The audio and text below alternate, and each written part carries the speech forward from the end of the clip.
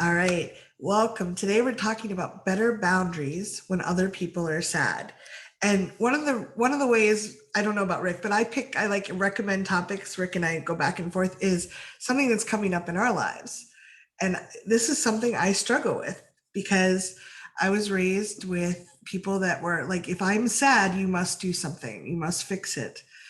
And it can be really challenging to deal with other people's sadness if we have that, even if other people are not trying to manipulate us. So I'm Cathy Vartuli from the Intimacy Dojo and Thriving Now, and I'm here with Rick Wilkes from Thriving Now. hmm Thank you, Kathy. And better boundaries to me means that we're recognizing our patterns and the way that we interface with others. And some of that's logistical, like how do I meet up with people that are working on the same project? How do I meet up with people that share the same bathroom? Um, and for those of us that are energetically sensitive, the boundaries and patterns that we have, as Kathy mentioned, like there's an energy to sadness. For those of us that are sensitive, I'm guessing a lot of us could walk into a room with our eyes closed, and if we really dropped in, we could probably tell, like, oh, there's a sad person in the room. And a lot of us are so good at micro expressions and tracking others. And some of that is because we just had to track our parents in order to survive. So, like that flicker of annoyance or that kind of heaviness in the lower lid that says they're not going to cry, but they are like really near it. And that won't be good for me. We can be really good at it. And even like my daughter didn't have a traumatic childhood, but I'll tell you, she is really aware of the underlying emotions, the emotions behind the mask. And so a better boundary is like, oh, what shows up as a pattern for me when someone is sad? What shows up as a pattern for me when someone is unhappy? And if anyone looked at the picture of Adira crying in the swing, um, you might have noticed what your pattern is. And I've been noticing as a fresh dad again that um, there's a real deep call for better boundaries. And so that's what we're going to be exploring today. Is some of it is like the logistical, what are you willing and would not willing to do, or the things that you find yourself doing physically when someone is sad or unhappy, that not really a yes for you. A better boundary would be, well, what is a yes for me? And to stay in that. Emotionally and energetically, do you get enmeshed? Do you like, oh, this is so hard on my nervous system and my emotional body that I need to make it better for this person, or else I can't deal with it. A better boundary. We'll be exploring some of that too. The chat is open. You're not going to be on video unless you raise your hand and we call on you. Please don't. Please only raise your hand if you've read the little paragraph in the email about video permission, just to be clear. Yeah. We have a lot to cover, and we invite you to listen and tap along. If you're new to tapping, yay, boy. We're not going to be teaching tapping, but there is a great free manual at thrivingnow.com/tapping. Yeah. And you can just listen and follow along and tap the point. Yeah, and I put that in the chat as well. So one of the things I was working with someone the other day and doing private coaching, and they were like, I don't actually think I know what a boundary is. So I just want to remind us all, boundary is just basically a fence. It's an indication that this is me and that is you. So like the edge of our skin is for some people a good, like, this is my body. These are my feelings, my wants, and other people's feelings and wants are theirs. So we have boundaries in that this is me versus that is you. And a lot of us grew up with not having those boundaries. We didn't have that understanding. We didn't get that role modeled when we were little. And we also learn to accommodate the people around us. So I like the analogy of a teeter totter. Most of us played on them when we were little, like we're balancing. So when we're in a relationship with people, we're basically on a teeter-totter with someone else. And ideally, we want to make sure our needs are getting met and the other person's needs are getting met in that relationship and the agreements you have. And I think for a lot of us, we learned early on that we had to give up our boundaries sometimes. We had to give up and kind of accommodate the other person more than us. Whether it was a parent that was really dysfunctional and melting down or something else was going on. For our survival brain, it's smart. There are times when we want to just say, okay, I'm not going to worry about my boundaries right now. I'm going to get through this next 20 minutes or whatever, or this next year and get out of here or whatever it is. So, like if our parents were dysfunctional, we might have had to say, wow, I really want space, but I better prop mom up, or there's not going to be any dinner, or there's not going to be anyone to take care of me, which is our survival brain is always worried about that. But as adults, we want to be able to have that balance. And some people have learned, whether they mean to manipulate or not, we've learned that if someone else is sad, they get extra weight on the teeter-totter. So, like if your parent melted down a lot, or your partner or a friend, we probably all have someone that we could kind of like, I really need help, so I'm going to be sad because I know that person will jump in and help me. And some people don't mean it manipulatively, but it can still have an impact on us. Would you then tapping there? I think you said, that sense of me and you, and that growing up, a lot of us didn't have that differentiation. Yeah. And some of that is normal childhood development. The differentiation is something that we learn and develop. But I don't think that we can easily do that unless there's that sense of me and you and we. And I'm just noticing my own body feeling a little spacey Yeah. from just touching on that. Yeah. Just take a Yeah. nice Could deep you ground breath. us first? Yeah. Yeah. Just take a nice deep breath and notice your butt in the chair if you can. Notice your feet on the floor if that feels safe to you. See if you can notice the temperature under your feet or your toes and whatever the texture is, if you're wearing shoes or your feet are on the floor, a wood floor or carpet. Just noticing that sensory part can help you get more in your body. And another gentle deep breath. Karate chop. Even though boundaries can be really hard, Even though boundaries can be really hard. I don't necessarily like knowing where my boundaries are. I don't necessarily like knowing where my boundaries are. Because then I won't feel violated if someone crosses them. Because then I won't feel violated when somebody crosses them. Sometimes it feels safer not to know. Sometimes it feels safer not to know. Huh. And I'd really like to learn to take better care of myself. And I'd really like to learn how to take better care of myself. And know where my boundaries are. And know where my boundaries are. I really don't like this feeling. I really don't like this feeling. I feel disassociated and scared. I feel disassociated and a bit scared. Side of the eye, I'm not sure. I want to know where I end. I'm not sure I want to know where I end. A lot of people have stepped on my boundaries over the years. A lot of people have stepped on my boundaries over the years. I have a lot of sadness and anger about that. I have a lot of sadness and anger about that. And a lot of confusion too. And a lot of confusion too. Heavy Collarbone. on the confusion. Collarbone. I feel very confused about them stepping on my boundaries. I feel very confused about them stepping on my emotional boundaries.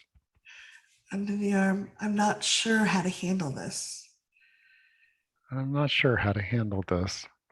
I don't have to deal with it all at once. I am not going to deal with it all at once. And I can start noticing where I end right now. And I can start by noticing where I end right now, even in this group. Side of the eye, I'm here with a safe group of people that care. I'm here with a safe group of people that care, that have this in common. Under the eye.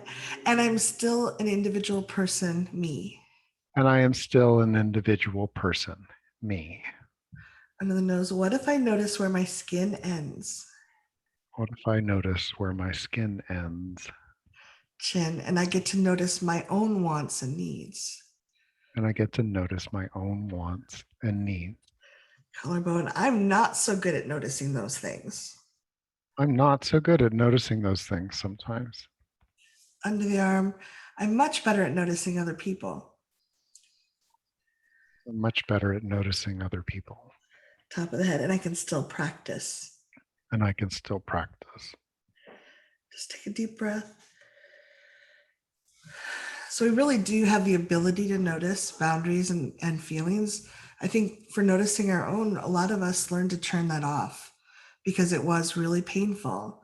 It's painful to have wants, needs, desires, and boundaries, and have some people just. When I was growing up, I don't think they meant bad, but they didn't understand separation. They hadn't been modeled it. They hadn't been given that information by other people. And so my mother would, I'd be like, oh, I'm tired or I'm hungry or I'm sick. And she would literally say, no, you're not. And I'd be like, huh, I thought that was what I was feeling. I'm really confused now because she needed me to be able to function. There was so much going on, lots of toxicity. She needed me just not, she couldn't deal with it. And so a lot of us grew up not having the experience of, oh, you get to have your feelings and your wants. You may not always get them met, but you get to have them and own them. And you get to say, this is my body. Don't do that to it. Mhm. So taking another deep breath and allowing gravity to be a partner with you. So if you're sitting or lying and you allow gravity to work, you can also feel the boundary between like your tissues and the seat. And there's a place where you meet, and maybe the foam of the seat is doing a little bit of a dance, a little bit of a teeter-totter thing as you move. You might feel the sit bones pressing in a little bit more in one place than your thighs.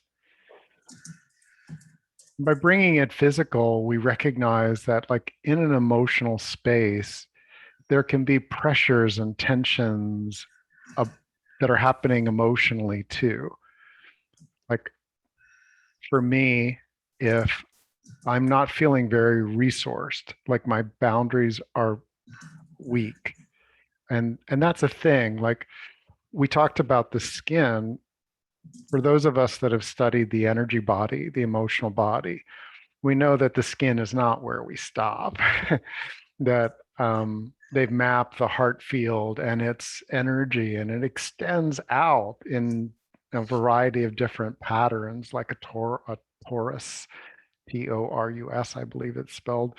And our aura, to use that term, our energy field, the human energy field extends out, and it extends out at times, we can be really extended.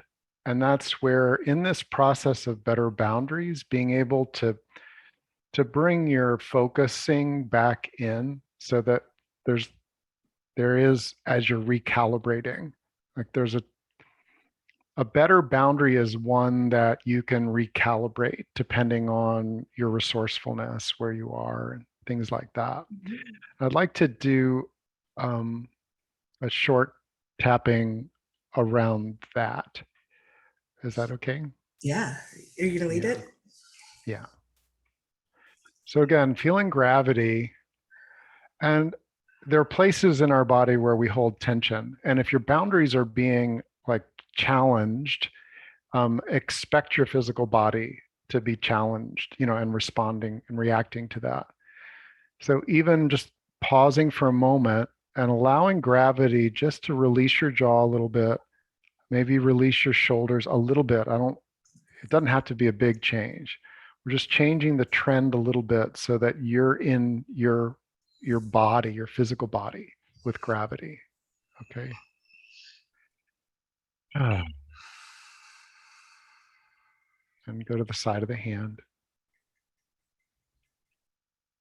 Ah. Even though I don't stop at my skin. Even though I don't stop at my skin. Just like a fence doesn't stop smoke from your neighbor Just like a fence doesn't stop smoke from your neighbor or the smell of their septic system. or the smell of their septic system. Different kinds of boundaries. There are There are different different kinds of there are boundaries. different kinds of boundaries. And I'm inviting an awareness of my emotional boundaries. And I'm inviting an awareness of my emotional boundaries. Top of the head. Ah, I can be pretty sensitive. I can be pretty sensitive. Eyebrow. My heart can go out to others. My heart can go out to others. Side of the eye. Sometimes it feels like it's been ripped out. Sometimes it feels like it's been ripped out. That doesn't feel so good. That doesn't feel so good. Under the eye. And my energy field goes with it. And my energy field goes with it. Under the nose. And I'm coming back into my being. And I'm coming back into my being. Into my presence in physical form. Into my presence in physical form. With gravity. With gravity. Hold on. And my presence in energetic form. And my presence in energetic form. Under the arm. With all my energy resources. With all my energy resources. Top of the head. With all my energy resources. With all my energy resources. I get to decide how they're deployed. I get to decide how they're deployed.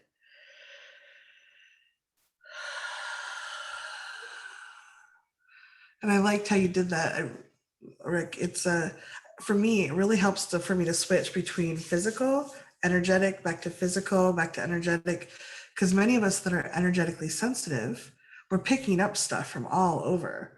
Like I can pick up things from my plants. If they're dry, I'll feel thirsty. It's like I'm like, wait, I just drank. Oh, the plants need water. Oh, the plant. I didn't water the plant. So, and there's nothing wrong with that, but it's important to be able, the more we practice distinguishing me versus others, the easier it is to find this good balance. Because if we're feeling other people, which is a very beautiful, useful talent, but many of us were not taught to differentiate or to prioritize needs. It was like, if anyone is in distress, I must fix it. And then it's really easy to get burnt out, worn out, exhausted. And in fact, we can be feeling things that sometimes I'll pick up things from the neighbors and I'm like, is this really mine to deal with? And it's like, no, it isn't. They might just be feeling sad. I don't actually need to do anything. So I've learned to ask, that something Rick helped me with early on is just saying, hey, universe, please just bring me things I need to deal with. Because otherwise there is a distress there. Like, oh, there's someone sad. I've got to fix it, but it's not really mine to fix. So I ask the universe to draw my attention to the things that are for me to work with. Mm-hmm. So I'm feeling drawn to tap on that one too. I'm guessing that that's a common thing. yeah. And like, how do you feel like you're staying connected and not like isolated while still having that sense of being open to the things that are useful for you to know? Does that? Yeah, I think it's really, especially for people that feel lonely or isolated or like we're a little under resourced and we want connection. During COVID, it's been really hard.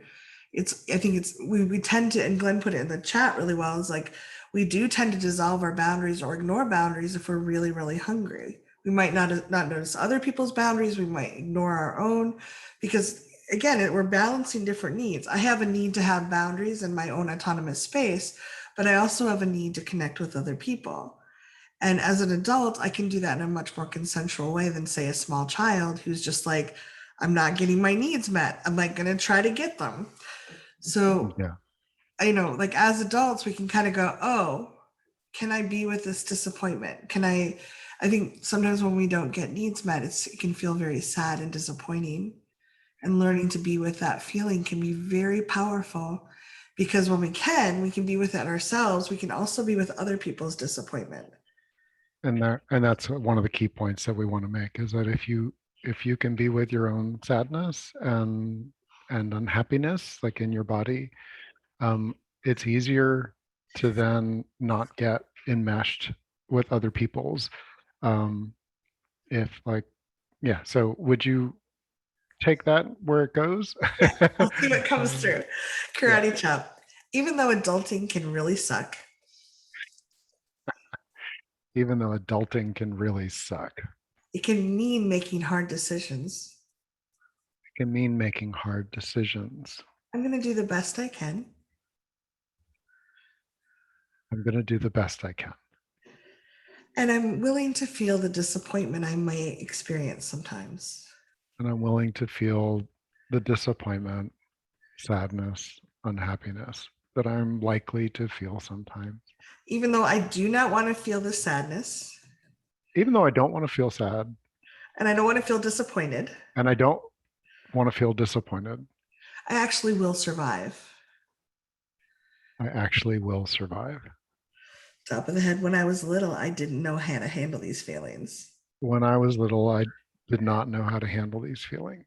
And I didn't have a lot of role models either. And I did not have role models either. Sadness was a horrible thing Sadness was a horrible thing, under the eye to be avoided at all costs. be avoided at all costs. Under the nose, I had to run away from sadness. I had to run away from sadness Chin, or fix it right away. or fix it right away. Collarbone, what if sadness is just another emotion? Sadness is just another emotion. Under the arm, and despite what my survival brain thinks, Surprise, despite what my survival brain thinks, top of that, I will actually survive. I will actually survive sadness. Let's just take a deep breath and see if you notice what's coming up. Mine, theirs, ours. Yeah. Mm, And you're welcome to put things in the chat too if you don't want to, if you don't want to speak up. But noticing where sadness came in your life and where, like, when did you learn that sadness was something that was really painful? And I think back, I remember I was like 4 and I wanted something really badly for Christmas and I didn't get it. And it was just this really intense, I can remember still like looking under the tree and like, oh, it didn't come, like, oh my God, goodness. And I made it all stories about it, but there wasn't anyone to comfort me. Like, I think I asked about it and I was told I was really selfish or something like that for wanting it, rather than, hey, honey, I'm sorry you're sad. It can feel sad sometimes. We don't always get what we want, but we can just feel our sadness and ask for, like, I can give you a hug and we can be with this sadness for a little while. It's like when I Skype with Adira a lot. If she's crying, I try to tell her I love her just as she is. She's allowed to have her tears if she wants. Like, I think I was not encouraged to have tears. My dad would say, I'll give you something to cry about. My mother would try to like make it go away. So just see if you can noticing like a key point for you. When did you learn that sadness was really overwhelming and that we had to fix it for ourselves or other people as soon as possible? yeah, I've got it for me. Yeah. Do you want to You're share? welcome to, and anyone who would like to share in the chat, feel free. Yeah, we have one person that shared. I remember people I care leaving. It made me so sad when I was really little, under 10 years old. And someone else shared, be a brave girl and don't cry. Yeah, a lot of us were taught that the tears were something that to be avoided. Someone else said, first time I learned about sadness was when I was witnessing my grandmother battling cancer. I was 9. I felt her fear and desire to live. She didn't. I couldn't handle the sadness. Really sorry. And Eyebrow, I couldn't handle the sadness. I couldn't handle the sadness. I couldn't handle the sadness. I couldn't handle the sadness. That really makes it hard to have boundaries. It makes it really hard to have boundaries. I couldn't handle the sadness. I couldn't handle the sadness. And what does it mean to handle the sadness? What does it mean to handle the sadness? Hold on. How can we be with sadness? How can we be with sadness? Under the arm, our own sadness. Our own sadness. Their sadness. Their sadness. No one helped me be with my sadness. No one helped me be with my sadness. Side of the eye. Ah, what would it mean to be present with sadness What would it mean to be present with sadness without having to fix it? without having to fix it? I don't know, without having to say, don't be sad. Without having to say, don't be sad. I'll give you something to be sad about. I'll give you something to be sad about. Uh, let's see, disassociation and threat. Disassociation and threat. Oh, how primitive. I really want a better boundary here. I really want a better boundary here. For me and for them and for us. For me and for them and for us. Can I just extend the tapping just a little bit? Because I'm noticing some people are saying, karate chop, even though I'll do absolutely anything to avoid this sadness. Even though I'll do absolutely everything to avoid this sadness. I do not want to feel this intense pain. I don't want to feel this intense pain. I will do anything to make it end. I will do anything to make it end. Including giving up all my boundaries. Including giving up all my boundaries. And doing anything you want. I'm doing anything you want. I'd really still like to have my own boundaries. I am really in need of my own boundaries. I want to feel better and still be me. I want to feel better and still be me, and help you feel better and still be me. Top of the head. I would do absolutely anything to end the sadness. I would do anything to end the sadness. Eyebrow. If you'll just love me again, I'll do anything you want. If you'll just love me again and stop being sad, I will do anything you want. Side of the eye. Absolutely anything. Absolutely anything. Under the eye. That's a really deep sadness. That's a really deep sadness. Under the nose. And no one taught me how to deal with it. No one taught me how to deal with it. Chin. What if I don't have to deal with it all at once? What if I don't have to deal with it all at once? Collarbone. I just need to deal with it right this moment. I just need to deal with it right this moment, or be with it. Mm-hmm. Under the arm. And I can still be me. And I can still be me. Top of the head. And you can still be you. And you can still be you. Nice deep breath. I just noticed that people talking about parents divorcing when people are little, people being told not to cry, feeling really disconnected from other and lonely. And I think that for many of us, we would do anything, absolutely anything to avoid that feeling. I know I have at times. I'm like, okay, I'm in relationship with you. I don't want you to leave me. So whatever you need me to do, I will be that. I will do that. And I would kind of contort myself. And it's, I'm still learning to like decontort myself. There's ways that I still do it with friends and family and partners that I'm like, oh wait, that wasn't really me. I learned that when I had one partner was like, you do this one thing all the time. And I was like, yeah, it's who I am. And he's like, I don't think it is.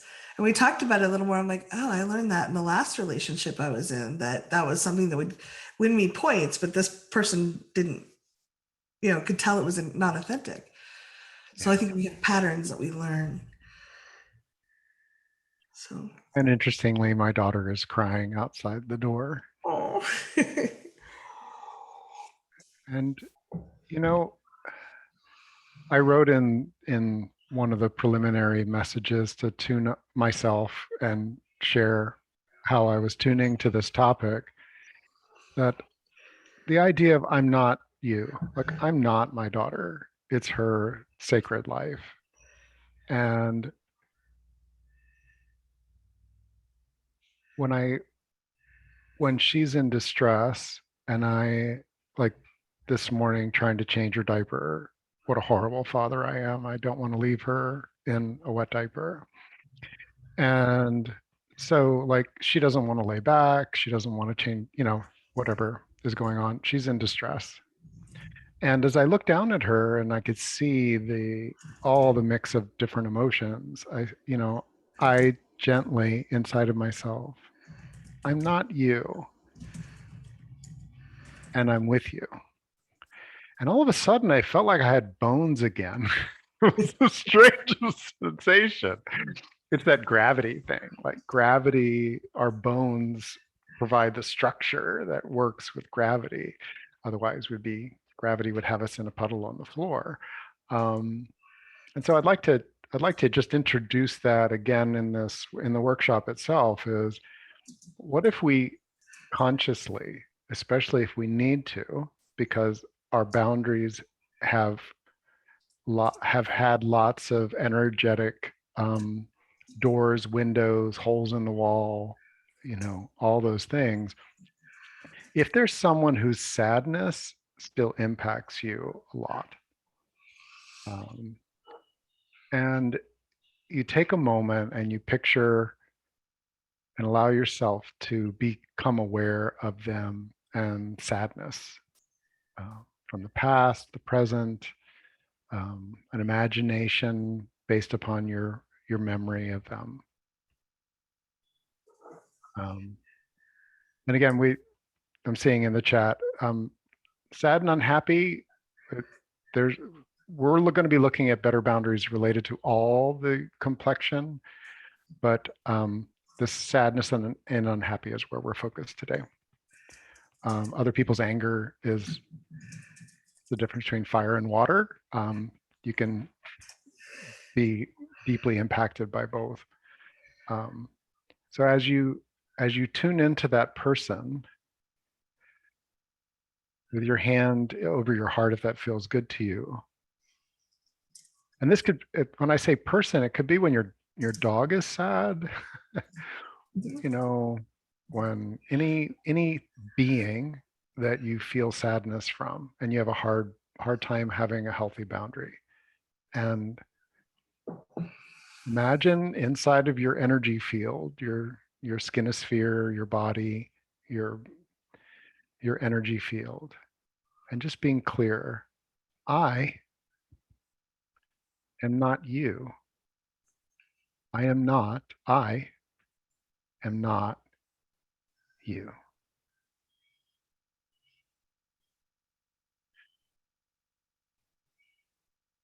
And if you choose to be with this being, you can say, and I'm present with you. I am with you. As I do this with the image of my daughter, and she's teething, she gets constipated, she's human. And those are some of the things that she very honestly expresses. As I'm like, I am not you, and I'm with you. That to me, for those of us that want to be energetically connected in a healthy way, a better boundary is not like, oh, you're not me, I don't care about you. And that may apply to billions of people on the planet, but we're talking about someone that you want to have some access, that you don't want them in another continent. You actually don't mind that their boundary and yours are there, but allowing yourself to set that differentiation.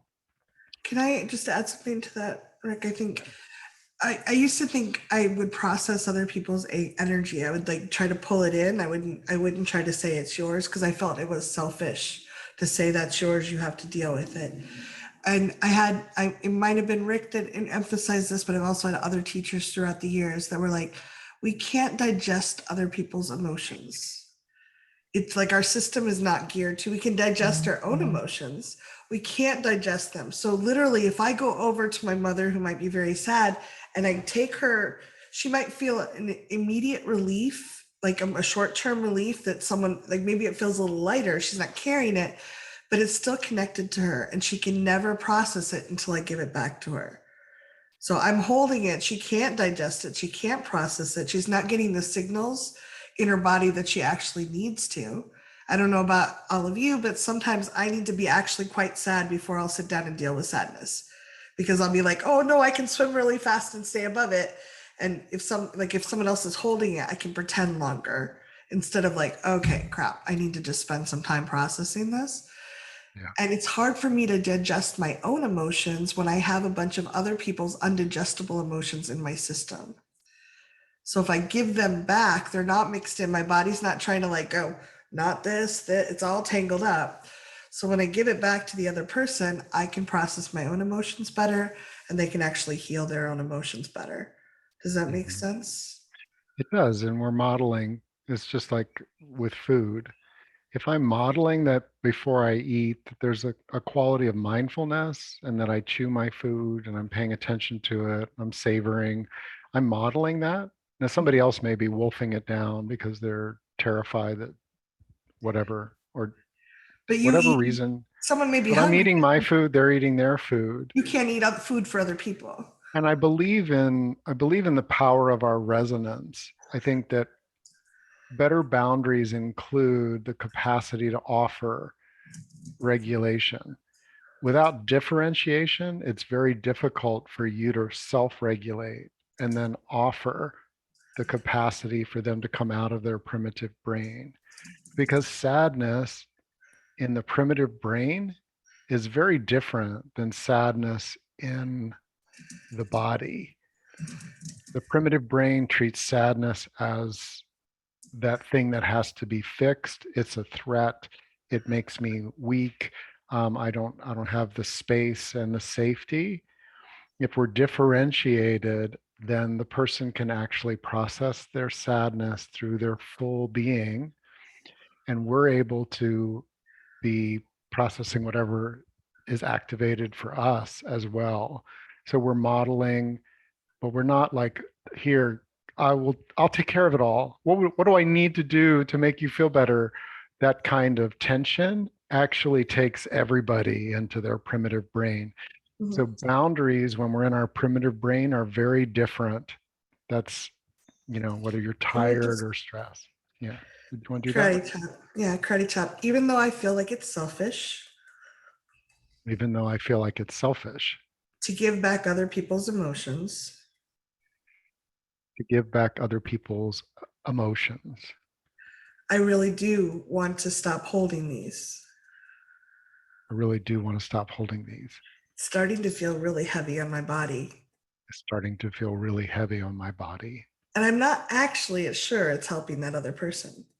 I'm not actually sure it's helping the other person, Even though I can't digest their emotions for them, even though I can't digest their emotions or their food for them. Mm. I'm really open to discovering how to give this back. I'm really open to discovering how to give this back.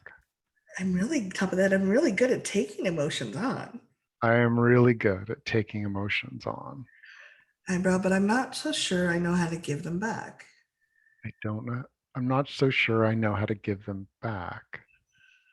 Side of the eye, what if they naturally belong to the other person? I'm pretty sure they naturally belong to the other person.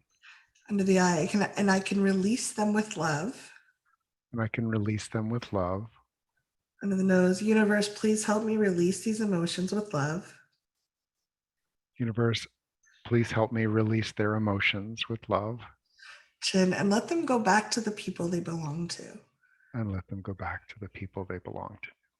Collarbone, it's not selfish to send them back. Not selfish to send them back. Under the arm, it's actually very loving and healing. What if it's actually very loving and very healing? Top of the head, and it's time to release some of these now. And it's time to release some of these now. Just take a nice deep breath. Notice what's coming up, because sometimes when I do that kind of work with people, there's a sense of loss or loneliness. Sometimes we're trying to feel close to people by holding on to their emotions. There's kind of a codependent thing where they don't want to feel the heavy weight of it, and we're feeling lonely. So we take it on to try to feel close to them. But it's kind of a toxic way to feel close to someone. It's like, oh, I'm eating this food for you, but it's not really helping them or us. Yeah. Versus if I can release your emotions, then and I can just be here, we can be together in authenticity. And I loved what some people shared about authenticity. We're talking about people using sadness sometimes, or being sad, and us having lack of boundaries. And we can feel sad. It's authentic to feel sad sometimes. So, that's a kind of like, that's kind of a black belt or a higher end move, is like, wow, can I feel sad without trying to manipulate other people to do what I want? And it's okay for people to feel sad and for us to not jump in. And some people use sadness with hooks. Does that make sense? They're hoping to pull you in. They're hoping that their sadness will get what they want. And Rick, would you be willing to share about the trust as a barometer? Because I thought that was such a brilliant insight. Like being able to, Remind me. you were talking about how we can see if the interaction is building trust between two people, or if it's breaking down trust, is a good way to see if we're interacting in an authentic and healthy way. Um, I I I'd like to get into that after the break. oh, okay. What I'm drawn to is I've done I've been a participant, not a leader, in some work called family constellations. And there is a moment when you have people playing the roles of different people in the family, especially very dysfunctional family constellations, that there's a time when you say what's mine is mine and what's yours is yours. And there's a sacredness I feel in that and if you haven't had the experience, you can try this on. And of course we could say it as, look, well, look, what yours what's mine is mine, right? That takes us apart. But coming together in right relationship of, listen, the feelings that I have are mine. The feelings and experiences that you've had are yours. And we let go of, I'll call it a magical misconception that we take people's pain away. I have experienced healing, and my experience of healing is that the people around me were not taking on my experience. They were not taking on my pain. Because as soon as I've had people do that, and as soon as they're doing that, I feel I need to try to take care of them, right? Because they're taking on something that's not theirs. But by holding space and being with me, they're creating the conditions, even optimizing the conditions for me to feel my feelings and move through them, get them out of my tissues, even as intense as they may be. And so that's, you can keep the model of taking people's pain away. In massage therapy school, the people that had that as a model when they started off, they would do like 3 practice bodies in a workshop and then be done, like in so much pain, because they had, like, that was their model. If somebody's shoulder hurts, I take it on, I take their pain, and pretty soon their body is somatizing with all this other stuff. And our teacher said, that's, if you're very sensitive, you're going to feel the pain in the shoulder. And it's like, oh, that's what's here. And we can be with that. And I can bring my skill, and I can bring my caring. I can bring my heart. I can bring my muscles and oomph to it. But I'm not taking it on, because it's yours and mine. That's a long way of saying, let's do some tapping on that. See where we go. Even though I thought I was supposed to take on their pain. Even though I thought I was supposed to take on their pain. Isn't that what a good caregiver does? Isn't that what a good caregiver does? Isn't that what a good person does? Isn't that what a good person does? I've noticed I've suffered as a result. I have noticed I suffer as a result. And maybe better boundaries. And maybe better boundaries And maybe better boundaries would let me be more helpful Would let me be better, more helpful. and Yeah. actually feel resourced by that. And actually feel resourced by that. Top of the head. What's theirs is theirs. What's theirs is theirs. Eyebrow. What's mine is mine. What's mine is mine. Side of the eye. That doesn't mean we can't help each other. That doesn't mean we can't help each other. Under the eye. I want to be clearer. I want to be clearer. On the nose. In head and heart. In head and heart. Chin. What's theirs is theirs.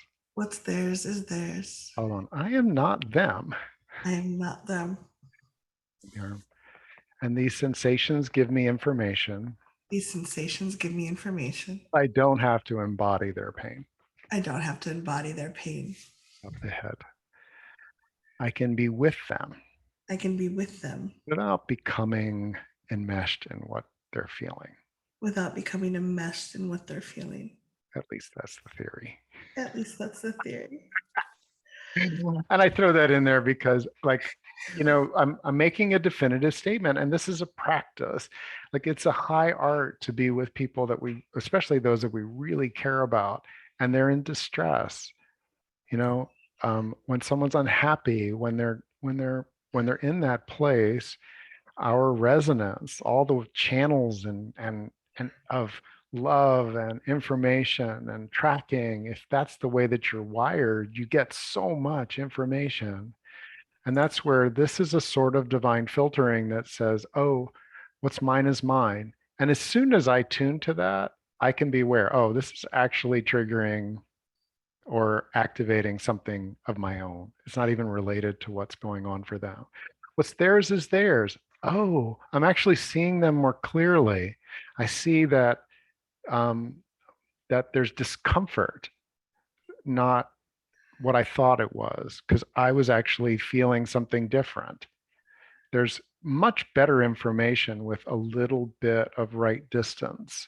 And that these are concepts to thrive for thriving. You can check out thrivingnow.center and go to concepts for thriving. We're talking about things like these, including better boundaries, will be coming up there soon. Yeah, I get the analogy, like when Adira cries, most people now know about Adira. She's 9 months old. She's adorable. When she cries, I can listen for her cry. I know that she needs help. And, you know, if you're watching a little kid, you kind of have to show up for little kids. If it was an adult, I can choose. But I think of if I took on her pain, I'm actually implanting a speaker with a, like, that's kind of playing it all the time, or like really, like I'm trying to take it on versus letting the sound waves just come to my ear and alerting me that someone needs help. That's very different than implanting it in my heart that she's sad and I need to fix it and take care of it. So to me, that's a little, and it's really easy to take it on. I can just do a little tapping. I'm just kind of letting the awareness be there without taking it on. Yeah, and then we're going to take a 7-minute break. Yep. Karate chop. Even though I can really feel what other people are feeling. Even though I can really feel what other people are feeling. That's kind of a gift. And that is a gift. It's okay it's okay to let the information come to me. It is okay to let the information come to me. Without embedding it in my body. Without embedding it in my body. Or my energy field. Or my energy field. It's just sound waves coming and passing through. It's waves of energy just coming and passing. And I can notice it. And I will notice it. Without owning it. Without owning it. Top of the head. I'm pretty sticky. I can be pretty sticky. Eyebrow. I tend to grab onto all this stuff and hold on to it. I have historically and sometimes hysterically grabbed a hold of it. Side of the eye. I got some kudos for that when I was little. And I got a lot of kudos for that when I was little. Under the eye. And so much. Under the eye. And even as an adult. And even as an adult. Under the nose. It doesn't actually help anyone to hold on to these energies. it actually doesn't help anyone to hold on to these energies. Shin, it wears me out. It wears me out. Collarbone. And I really want to be able to be resourced so I can help people. And I want to be more resourced so I can help people. Under the arm, what if I don't have to be sticky anymore? What if I don't have to be sticky Ricky anymore? What if I can let the information come and pass through? What if I can let the information come and pass through with more ease? Without trying to own it. Without trying to own it. Nice deep breath. Someone shared in the chat, I don't want to be Velcro anymore. And I have a friend, Reed Mahalko, talks about using Velcro and just kind of straightening. Like Velcro has these little hooks at the end. And he talks about just straightening them up and then pulling them in. So, and maybe I add Rain-X on the outside. We don't have to like stick on everything. We can just let, oh, I'm noticing that person is sad. I'm going to go inside myself and check, is it mine to deal with? Do I want to help them or not? And then, we don't have to own that emotion. All right, so we're going to take a break to the top of the hour, 7 minutes. I'm going to go ahead and pause. Wonderful, thank you. And I just wanted to add, I've been chatting some people over the break. We don't have to rip away old stuff. Like I think sometimes I get very like, oh, I'm gonna like fix myself right now. So like it's like rip out everything, and it's like, no, some of this is I'm really attached to.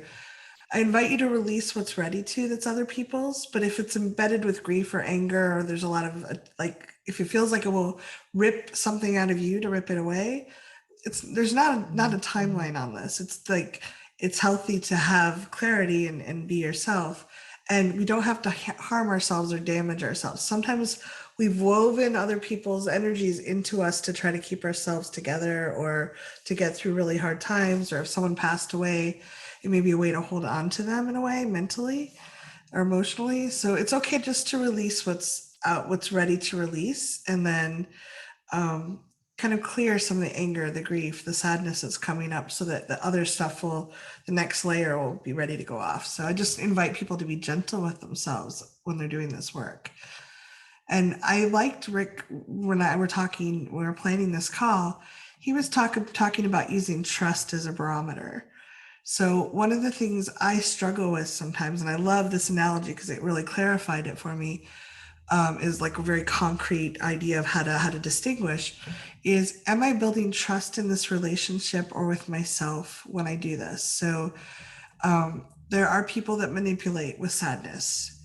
I also want to be authentic. I don't want to pretend that I'm not sad to protect other people from doing, like, I grew up kind of like, you're never allowed to show sadness, because if you show sadness, that's the trump card, and then they have to do what you want them to do. So like I really struggled. I would never cry in front of people. It took a long time for me to trust enough to cry in front of other people. So it's okay to like be sad around other people. But when are we using hooks? What are their silent hooks? Especially when we're really distressed or other people are really distressed, it can be very hard to like go, oh, like, are there hooks in here? So if I'm sharing my emotions with someone and there's a trust and the relationship is getting stronger, that's good. I'm not manipulating usually. I'm asking for what I want and letting them step forward, versus if I'm like I'm like, oh, I'm so sad, you have to do this thing. That's not going to build trust. That's not going to build the relationship stronger. So for me, that was a really good gauge, a good barometer, like, oh, am I actually strengthening my relationship with this person by being vulnerable and authentic in an appropriate way for me and for them? Or am I trying to like, is there kind of like some pulling stuff going on there? So yeah. Thank you. Okay, so Jim, you should be able to unmute. Hi there. Thanks for putting this on. Yeah, I love the topic. I'm empathic, and I learned about our boundaries, feeling the sensation like that, like you're talking about.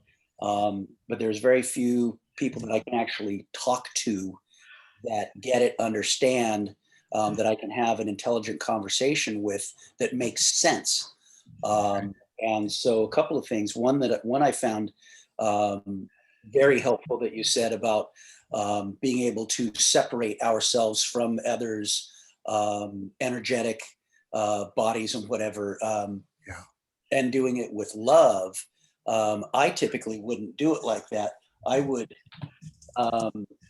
say be hurting and or feel they're hurt, and it's confusing and it's not fun, happy, or like that. And I'd kick it the hell out. I'd just cut those ties and I just get it out of there. And so I wouldn't do it with love. It's now, Yeah. and when you were saying that, I was realizing it's like I'm not doing anybody a service and myself. So I'm still hurting, they're hurting, and now I gave them a punch in the gut that they don't even know about when I kicked it out, instead of realizing, okay, this is a big old pile of crap, and it's not helping anybody. So let's just part company in love. You go your way, and I honor you and all of that, and cut the ties and send them on. And then that way, I'm healing Just myself. yeah. And just to be clear, you can be doing that from love and not get love back. Right. So But to not be mad at them and hurt them, it's like, I should be more evolved than this, but instead yeah. I'm You want to acting. do some tapping on that, Jim? Yeah, that'd be great. Even though I should. Even though I should Do it from love. do it from love. I haven't seen this modeled well. I haven't seen this model well, And I'm still learning and I'm still learning how to use my gift of empathy how to use my gift of empathy without it being too much for me. without it being too much for me.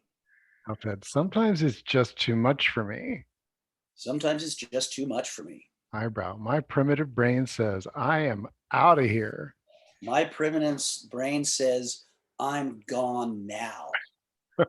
Side of the eye. I am gone now. I am so out of here. Under the eye. I am so human. Yes, I am very human. Under the nose. I definitely have limits. I certainly have limits. Chin. Better boundaries would make me more aware. Better boundaries would really help a lot. Well before I get to that exit. Well before I get to that exit. Under the arm. That exit is always going to be there. That exit is always there. And I know where it is. Yeah. And that's okay. That's okay. But I really would rather have better boundaries. I really would rather have better boundaries. So one of the deeper things, so for me, for example, I have that exit too. I believe in the primitive brain. I see plenty of evidence. I see a lot of evidence that there's a lot of primitive brain out there right now. So like if I notice that somebody is in their primitive brain, whether it's sad or unhappy or something else, I need to know that I'm able to pause. So I don't know if you saw the powerful pause. That's a real skill. And so like if I cannot pause enough that I can feel gravity working, which is a pretty trivial level of body awareness, but sometimes we're not even there, right? If you can't even know whether gravity's working, you're just like, or maybe that's just me. If I can pause, well, then I can get some resource. So you start thinking in terms of layers, just like our human energy field has layers. We have the layer that's right up against our skin, and then we have our skin, and then there's other layers around our organs and things like that. Someone whose sadness hits you right in the liver, it's like, boy, that's really intimate, really fast. Like it's already visceral for me. That's different than, oh, and like this boundary of you are not me. If I need to say it a little like in my head and, oh, listen, they are not me. Oh, okay. I can breathe again. Wow, I can breathe again. Another like sign that I can still stay engaged. Tells the primitive brain, hey, gravity's working. We can still breathe. We're not them. And you start being with the dynamic of sadness. Now, I've noticed that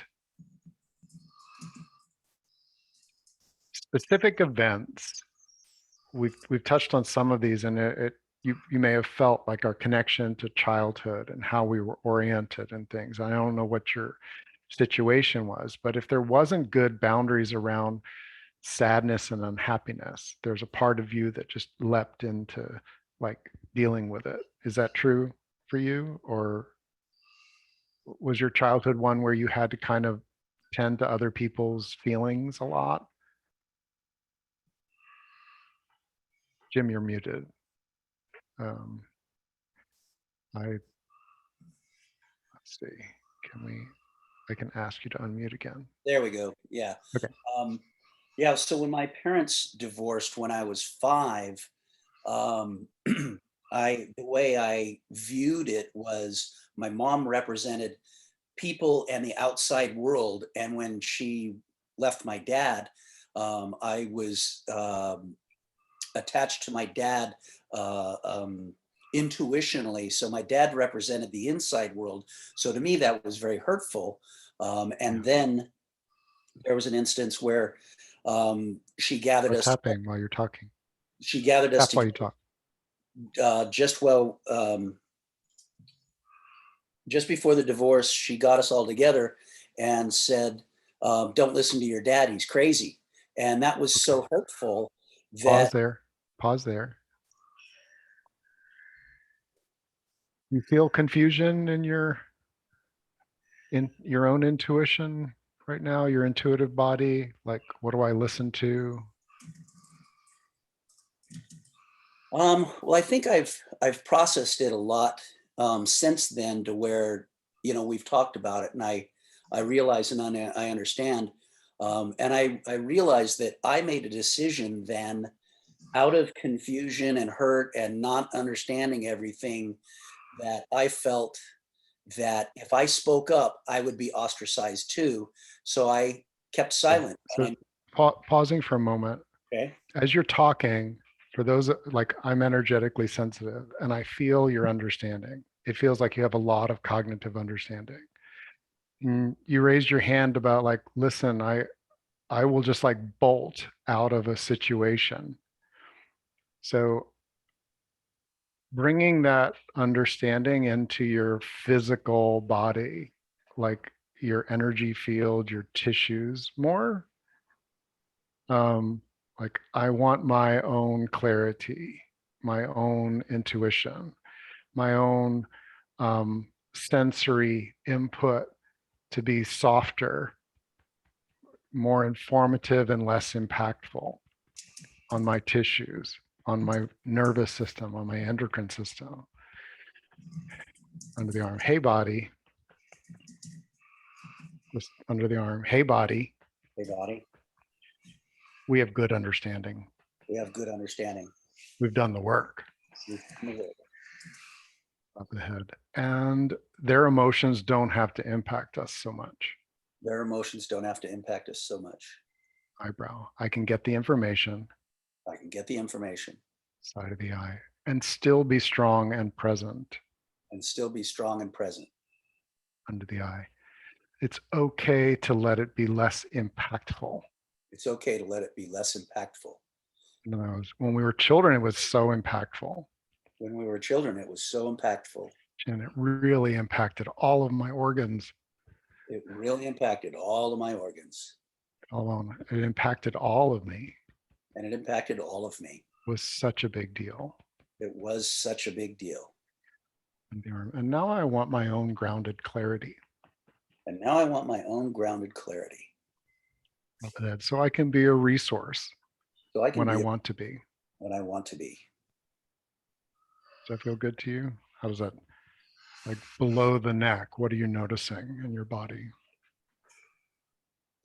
Yeah, it has shifted. It's like elongated, and it's not all like this up What? here. Uh-huh. Yeah. Well, that's like, even if when you're talking about it or tuning into it, like clapping, giving your body, squeezing your legs, bringing more of the energy, maybe even doing some, like if you want to remember someone that you have a hard time having a boundary around their sadness and unhappiness, standing, literally standing and letting yourself feel stronger in your core. Let your all the work that you've done to understand what happened remind your tissues. And for you, I really brought in organs.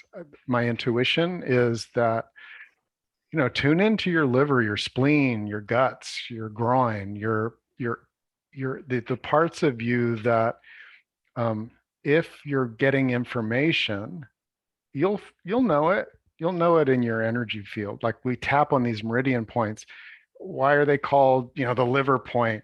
Well, we're a circuit of systems that touch all of us, and bringing some of that so it can be like, oh, that person is really sad, or even that person is having big feelings. How do I want to be? Well, the first thing, pause. Okay, I've got my tissues. Hello, liver. How you doing? And now, from my place of resourced, do I want to engage? And to what extent? And being able to practice that pause and pause. People with good inner understanding will end up like zooming around in the understanding because it's good stuff, but it's not embodied. And that's when the body will at some point go, we are out of here. And you're like, wait a minute, what? How did I flip out like that? Um, eh, that's where the better boundaries have a physiological signals of time to pause, time to take a break, time to create a little more distance here. Oh, what's yours is yours, and it's okay for it to be, across the room, or that you tend to that part of what's going on here. I'm going to tend to this, and we can engage around here. Does that help? Yeah, it does. And so to like wrap that up, about that, then things like, rewriting the script type of stuff. Um, I have this story that I tell, and the emotion is in it, which, you clearly picked up on. And I mean, anybody can, because it's intense. But so it seems like, if I understand correctly, is, say I tell the story again, but I pause here and there, and I let the energy kind of spread out into, I embody it to then, in a sense, rewrite the script, take in my modern awareness and understanding to let go of the pain and the sadness and all of those emotions that are, still going like that up there. Is that right? Yeah. Do I understand you correctly? Yeah, so that is trauma relief. Tapping for trauma relief is to be able to go back and do the story and be embodied and pause and pause and pause. And if you haven't done that story with someone with tapping and embodiment, I encourage you to do that. What I'm also encouraging for those of us that are sensitive is to think about today. Like now, you're a bigger human than you were back then. You have resources and flexibility and, the capacity to create new connections. So what now? Like non-family, the people that you want to be connected with, if they're unhappy or sad, how does your being react? And to take some of those examples, and not just, I mean, people that have done a lot of cognitive work about their childhood, um, we can get stuck in that energy story. We need the next trilogy. And the next trilogy is like, oh, my energy body, what does it do? What does my heart do? What does my liver do when I'm around someone who is in distress? how can I be sensitive enough, like fill in the gaps so that I get the whisper and then the other things. And that's a present moment thing. That's where this is a practice that we will, you turn on your computer and you see a story about someone. Do you get in distress about it or feel like I'm a energetic resource in this world? And I get both. But as I'm practicing this in real time, today, tomorrow, the next day, I'm building up more of a sense of better boundaries, not to disconnect me from people, but to be in right distance, right depth, right engagement. And so that they don't just ever have to be like kicked out unless it's a really rare thing. Okay. I want to give Cathy a chance to work with our next volunteer, Jim. For anyone here, our inbox is open, support@thrivingnow.com if you have follow-up questions. Also on the Thriving Now, the Thriving Now Center, thrivingnow.center is our place for civil discourse and engagement. It is different than Twitter and Facebook. And so you are welcome to come and join and explore and share ahas and ask questions and also share your own wisdom. So thank you. Yes. Cathy? And I put the center and the circle in the chat. So center is like Facebook, social media for a safe social media. Circle is the paid support. So Roxy, if you would like to unmute. Great. Thanks. Yeah, thanks for stepping forward. My name is Janet, by the way. Hi, Janet. Great. Bo is my beloved dog. Oh, I love that. I love that. So how would you like to focus right now? I want to make sure we keep confidentiality and. Yeah, I mentioned to you that I've been for a long time trying to help my brother who has been in a very extreme guardian abuse situation. And he has, it's beyond the DHS worker that I found said it is the most extreme case of human rights violations that she's ever seen. And for 2.5 years, he's not been allowed to talk to anybody basically but me. And he has a lot of rage. He's narcissistic. He's bipolar, among other things, but should be living on his own. Because I was the only one that was able to talk to him and the only one that could help him find legal help and find the DHS investigator and all of that, like everything was on me and everything was urgent now, you know. Can you just pick a point and tap while you're telling us so we can start? Yeah. It's a lot. Just you're doing great. Thank you for sharing this. And it's just been like, I just can't not do this. Yeah. It is so wrong. And so many people are going through this. Yeah. But I was, had gone through times where I was just going down with him. Mm-hmm. And can't let that happen. And, he gets really enraged. And, the last couple of times he's just said, we need to cut ties. Well, that's what his guardian wants more than anything, right? It is the worst thing that could happen to him if I disappear.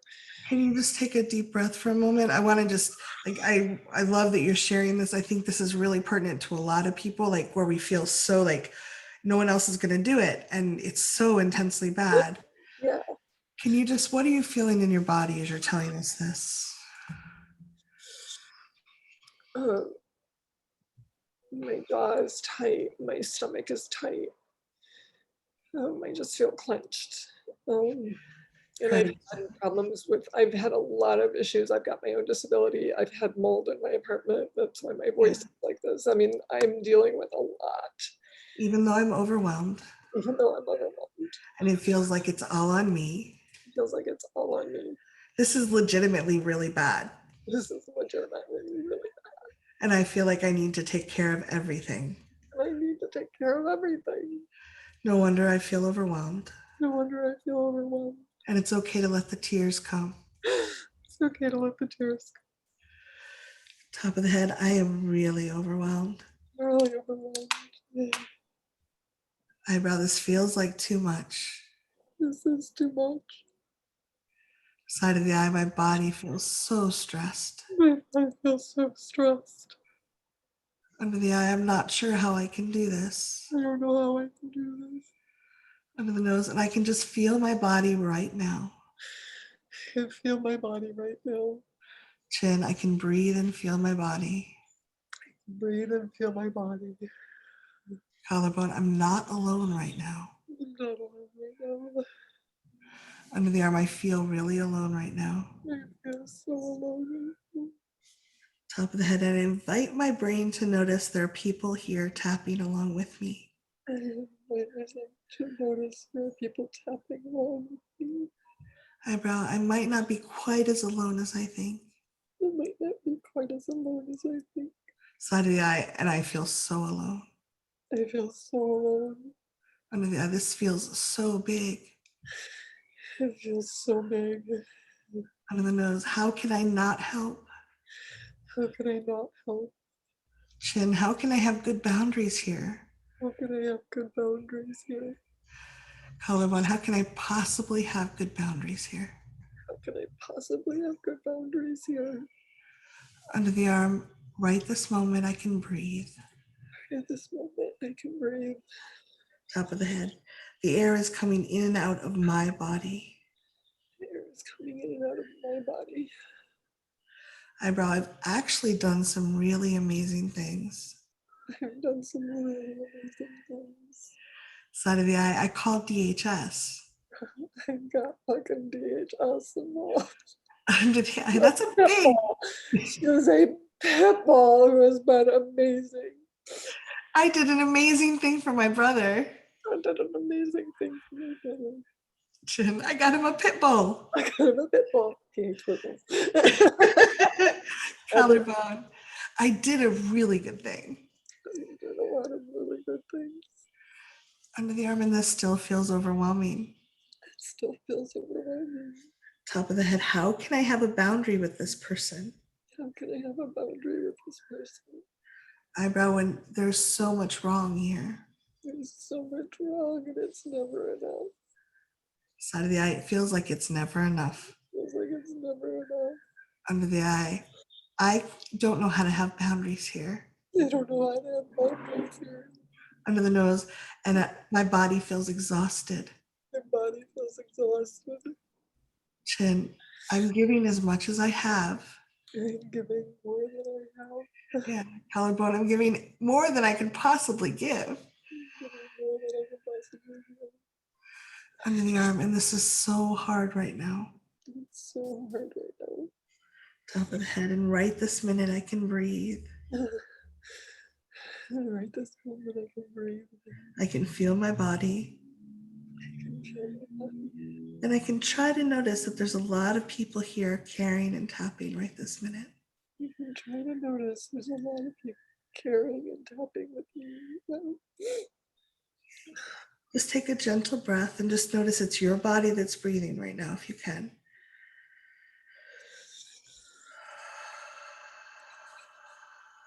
Yeah, good job.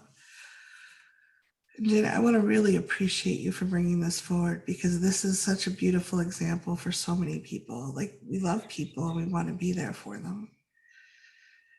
And it's really hard when they're incapacitated. If you don't become the superwoman and lift something that you can't even lift, something bad might, really serious could happen to someone you care about. And I really honor your courage and your vulnerability as you're talking about this. So can you tell me, how does your body feel? How clenched does your body feel right now? Feeling a little bit of release.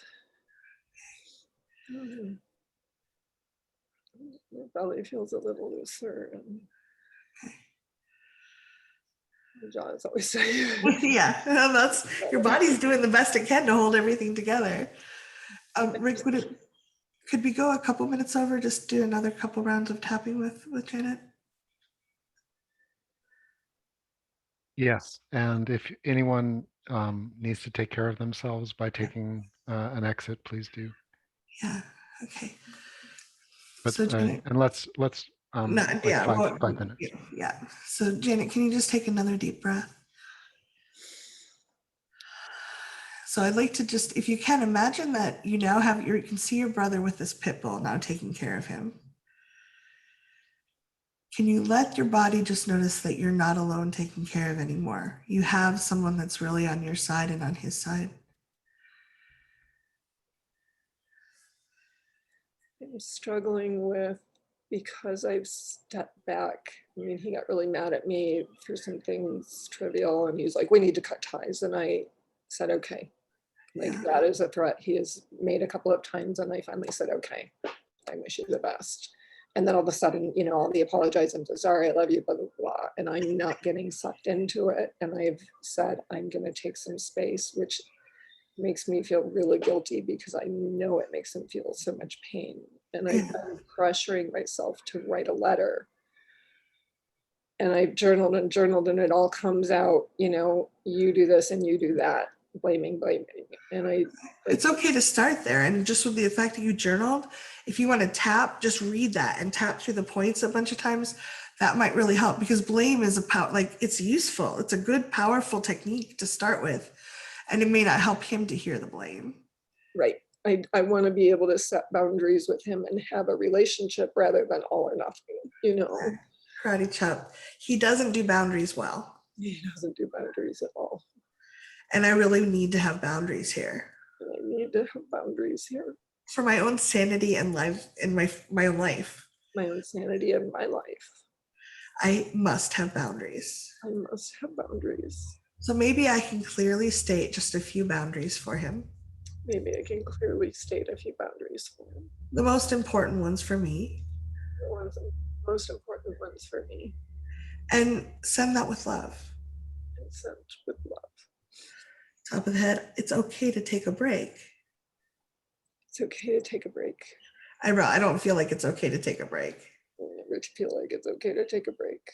Side of the eye, and it is okay to take a break. It is okay to take a break. Under the eye, it might help him if I'm able.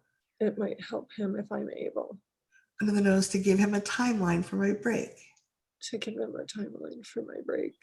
Chin, I'm going to take 2 weeks off. I'm going to take 2 weeks off. Collarbone, and then I can send him an email or a letter with a few clear boundaries. And then I can send him an email or a letter with a few clear boundaries. Under the arm, and clear consequences. And clear consequences. Top of the head, and then take it from there. And then take it from there. So just take a nice deep breath.